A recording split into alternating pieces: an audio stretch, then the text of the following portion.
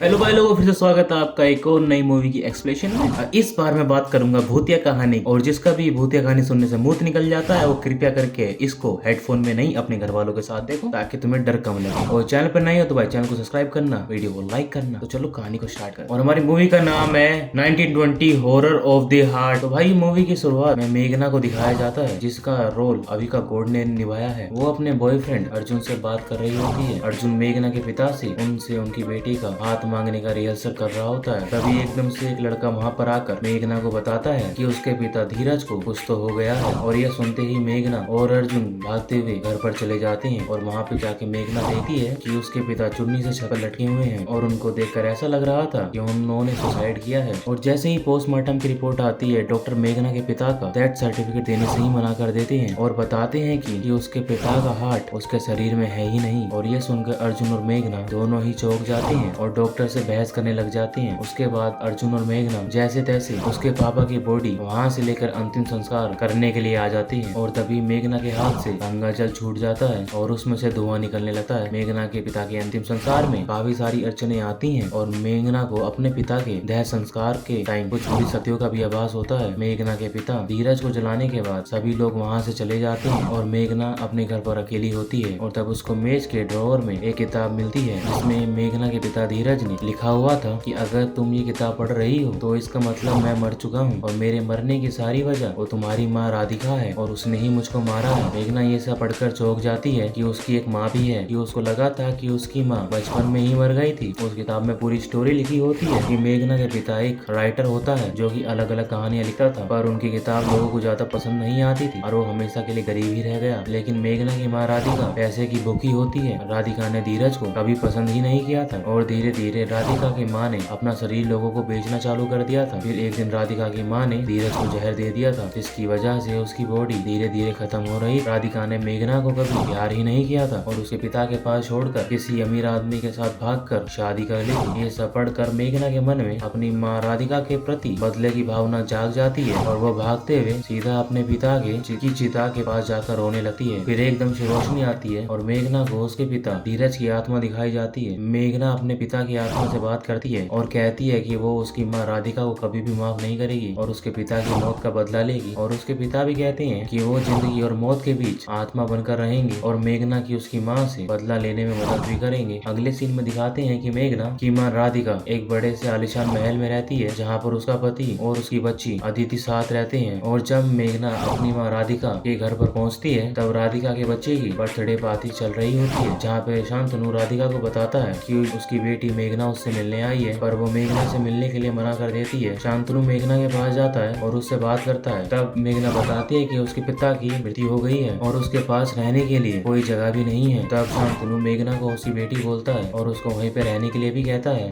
ये सब उसके पिता और मेघना की चाल होती है, जिससे मेघना अपनी माँ राधिका के घर पर रहे और उससे बदला ले सके। जैसे ही रात होती है, मेघना घर के मंदिर में जाती है। वहाँ पर जल रहा अखंड दिए को बुझा देती है, जो आज से पहले कभी भी बुझा नहीं था, जिससे कि मेघना के पिता की आत्मा वहाँ पर आ सके और राधिका की बच्ची को अपने वश में कर बदला ले सके। दिया बुझने के तुरंत बाद घर के बाहर एक तांत्रिक को दिखाते हैं, जिसका आधा मुंह जला हुआ होता है। उसका चेहरा इतना डरावना होता है कि आप लोग बिस्तर में ही मुद्दोगे। वो तांत्रिक एक मंत्र को पढ़ता है और मेघना के पिता की आत्मा को उस घर में छोड़ देता है। अब उस घर में कुछ अजीबोगरीबे हरकतें चालू हो जाती हैं। अगली सुबह जब सब लोग उठते हैं तो उनको अखंड दिया बुझा हुआ मिलता है, और जब वो लोग उस दिए को जलाने की कोशिश करते हैं तो वो जलता ही नहीं है। माता भगवान हमारे नाराज हो चुके हैं इनसे। और तभी शांतनु के घर का एक आदमी बोलता है कि कल रात को उसने मेघना को मंदिर की तरफ जाते हुए देखा था, पर शांतनु ये सब बात को अनसुना कर देता है। अगले दिन मेघना को घर का माली मिलता है, जिसकी एक आंख बिल्कुल सफेद होती है, लेकिन ये किस चेहरे से माली लगता है वे, इतना स्टड माली तो मैंने आज तक नहीं देखा। वो मेघना को इशारों में बताने की कोशिश करता है कि तूने सब कुछ देखा है, अभी भी देर नहीं हुई है। ऐसा लग रहा था कि जैसे कि वो माली मेघना को किसी संकट से बचाने की कोशिश कर रहा हो। मेघना अपनी छोटी बहन अदिति से मिलती है, जो कि मेघना से बड़े ही प्यार से बात करती है, और मेघना की उसी बहन अदिति से काफी अच्छी बॉन्डिंग भी हो जाती है। मेघना की माँ राधिका मेघना को लाइब्रेरी में मिलती है और वो मेघना को कुछ बताती है। तभी उसकी छोटी बहन अदिति वहाँ पर आकर उसको अपने साथ ले जाती है, और मेघना राधिका को सच नहीं बता पाती। अब ये सच क्या था, ये चीज आपको आगे मूवी में पता चलेगी। अगले सीन में मेघना के बॉयफ्रेंड को अर्जुन के ऊपर कोई आत्मा हमला कर देती है, लेकिन मेघना के पापा उसको बचा लेते हैं। अर्जुन घायल हो जाता है और अस्पताल में भर्ती हो जाता है, जहाँ पे मेघना के पापा की आत्मा अर्जुन को बताती है कि ये सब मेघना मेघना की माँ राधिका ने करवाया है, क्योंकि तुम मेघना के सबसे ज्यादा क्लोज हो और तुम ही सबसे बड़ी ताकत भी हो। मेघना के पापा अर्जुन को सारी बात बताते हैं कि उसकी माँ राधिका कितनी चालाक औरत है और उसने ही उसको मरवाया है। ये एक पहली आत्मा होगी जो ह्यूमन से इतनी ज्यादा इंटरेक्ट करवा रही है। और मेघना उसकी माँ से बदला लेने के लिए उसके घर पर गई है। उसके बाद अर्जुन मेघना से मिलता है और ये दोनों गप्पा करते हैं और कहता है कि वो भी बदला लेने में उसकी मदद करेगा। उसके बाद अर्जुन मेघना को एक कुर्सी पर बैठा हुआ मिलता है और मेघना को एक कलश देता है जिसमें उसके पिता धीरज की हस्तियां होती हैं, जो कि मेघना को उसकी माँ के घर ले जानी हो ताकि उसके पिता की आत्मा उसके घर पे कब्जा कर सके। जैसे ही वो कलश लेकर वहाँ से जाती है, अर्जुन की शक्ल बदल जाती है और हमको दिखाते हैं कि वो वही तांत्रिक होता है जिसका आधा मुंह जला हुआ होता है। मेघना कलश लेकर गार्डन में बैठी होती है तो वही माली जिसकी एक आंख खराब होती है वो बोलता है कि ये बदलेगी आग तुझको और तेरे परिवार को जलाकर राख कर देगी। अगर तेरा मन बदल जाए तो तू मेरे पास आ जाना, क्योंकि मैं तेरी मदद कर सकता हूँ। मेघना फिर अदिति के रूम में जाती है और उसके पिता की चिता की राख को एक रुमाल में बांधकर राधिका की बेटी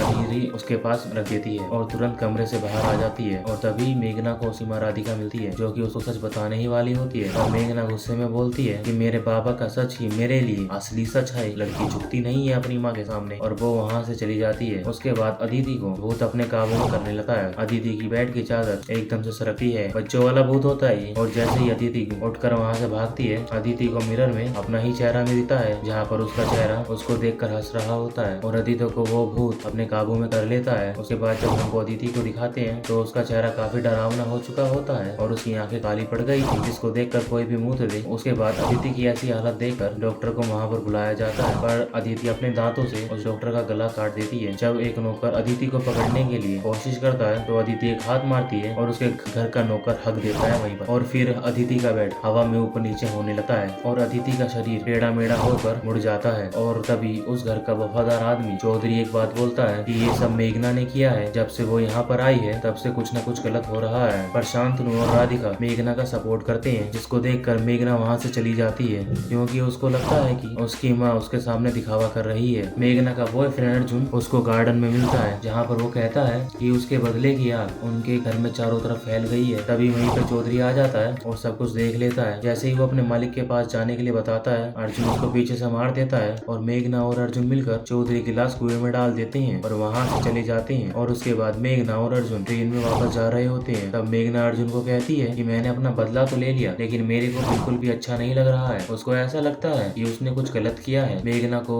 ट्रेन की खिड़की में अर्जुन की शिकल दिखती है जो कि वो तांत्रिक की होती है, जिसका आधा मुंह जला हुआ होता है। मेघना वहाँ से डरकर ट्रेन की छत पर चढ़ जाती है जहाँ अर्जुन गुफा की छत से कूद कर मर जाता है। और मेघना वापस अपनी माँ के घर पर आ जाती है जहाँ वो अदिति के अंदर उसके पिता से बात करती है कि मुझको ऐसा लग रहा है कि आपने मुझको जो भी बताया है वो गलत है। मेघना फिर गार्डन में माली के पास जाती है और वो माली एक किताब देता है। मेघना उसी किताब को पढ़ती है और उसको असली सच्चाई का पता चल जाता है कि उसका पिता धीरज कितना हरामी था। इसकी किताब ज्यादा बिकी नहीं तो उसने उसकी बीवी को पब्लिशर के साथ ही सुलवा दिया ताकि उसकी किताब पब्लिश हो सके। ऐसे ही धीरज ने अपने फायदे के लिए राधिका को बेचना शुरू कर दिया और राधिका को उसकी बेटी मेघना से ही अलग कर दिया। और अब राधिका धीरज की बात नहीं मानती थी तो धीरज उसको धमकाता था कि वो जहर खाकर उसको फंसा देगा। और जब राधिका आत्महत्या करने के लिए जा रही थी तो जब उसको सांत्वना बचाता है जिसने आगे चल के राधिका के साथ दिया। मेघना को अब सारी सच्चाई का पता चल गया था कि उसका पापा ही गलत था। मेघना अपनी माँ राधिका और अपने बाप सांत्वना के पास जाती है। इसने अपना बाप ही चेंज कर दिया और सब कुछ सच सच बता देती है कि ये सब उसका ही किया धरा है। तो वो लोग एक बड़े बाबा के पास जाते हैं और उनको सब कुछ बताते हैं और बाबा कहता है कि भूत की शक्तियाँ काफी ज्यादा बढ़ गई हैं और तुम्हें जो भी कुछ पता है मुझको सब कुछ बताओ। तब हमको पता चलता है कि मेघना के बाप धीरज ने एक तांत्रिक से सौदा किया था, वो भी राधिका से बदला लेने के लिए, जिसके बदले उसने अपना दिल तांत्रिक को दे दिया था। तांत्रिक ने भी उसकी मदद करी भूत बनकर राधिका के घर जाने में और उसकी बेटी अदिति को वश में करने के लिए, जिसमें वो राधिका से बदला ले सके। और मेघना को भी याद आ जाता है कि उसके पिता का हार्ट बॉडी से मिसिंग था और उसने सपने में भी उसी तांत्रिक को देखा था जिसका आधा मुंह जला हुआ होता है। उसके पिता तांत्रिक से बात कर रहे थे कि मेघना की कोई शक्तियाँ मदद कर रही थी और मेघना के बॉयफ्रेंड को भी उसी के पापा जी ने टपकाया है। और अब दोस्तों हमारे मूवी का क्लाइमेक्स आने वाला है तो अपनी पतलून संभाल के ही बैठना, जहाँ पर अमावस्या की रात होती है, भूतों वाली रात। और राधिका की बेटी अदिति को बचाने के लिए सिर्फ एक ही जरिया होता है, अगर वो पूरा नहीं हुआ तो राधिका की छोटी बेटी मर जाएगी। और मेघना के परिवार वालों को अदिति को बांधकर गायत्री मंत्र बोलना होता है जो कि बाबा ने उनको बताया था। गायत्री मंत्र किसको नहीं आता। और जैसे ही वो अदिति को बांधकर गायत्री मंत्र को पढ़ते हैं तो भूत हमारा जागरूक हो जाता है क्योंकि भूत की विफट के चार हो जाती है और वहाँ पर सबकी पकड़ से भाग जाता है। मेघना, उसकी माँ राधिका और शांतनु अलग अलग होकर अदिति को ढूंढने लगते हैं क्योंकि उनके पास टाइम बहुत ही कम था। तभी अचानक से वहाँ वहाँ पे तांत्रिक आ जाता है और शांतनु और तांत्रिक के बीच आपस में खूब लड़ाई होती है। शांतनु तांत्रिक को टक्कर डाल देता है और वहीं पर मेघना के सामने अदिति का भूत आ जाता है और वो मेघना को